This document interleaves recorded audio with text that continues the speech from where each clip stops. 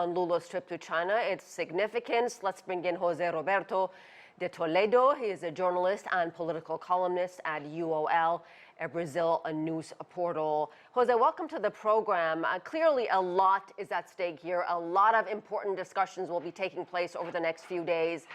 What does each side hope to gain from this visit? What does Brazil hope to see? And then perhaps you can talk about what China hopes to see.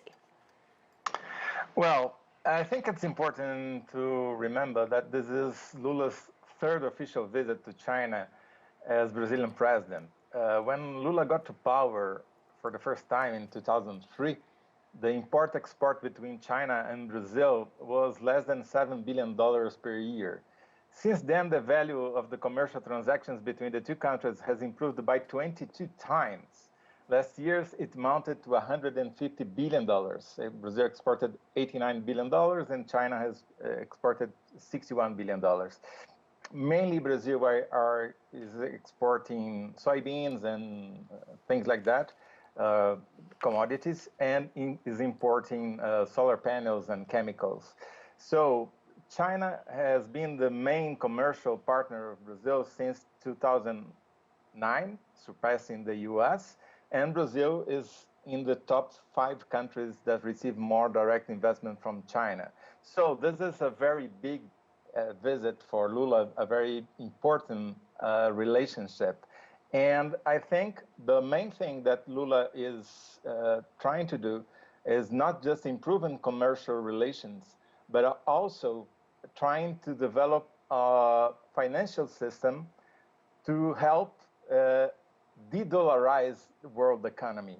And for this, the so-called BRICS Bank, which now has a Brazilian ex-president as its CEO, is going to have a very important part. And I think China has also the same goal, to de-dollarize the world economy as if it's possible. Interesting. Well, you're a journalist in Brazil. How much is Lula's visit to China? How much coverage is it getting there? And when you talk to Brazilians, what do they want to see? Is anyone following this as closely as we are on this end? Yes, it's the main news today in Brazilian news portals and newspapers.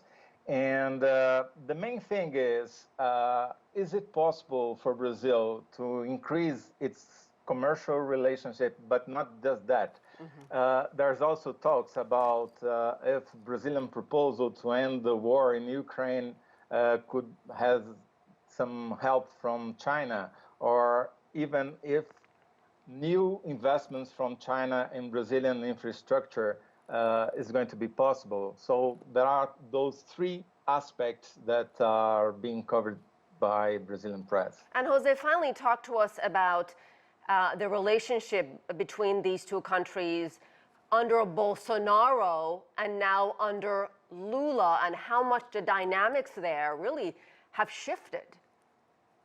Yes, a lot, because during the period of 4 years when Bolsonaro was Brazilian president, the far right-wing politics was in the way of the 2 countries' relationship, and it was a big problem.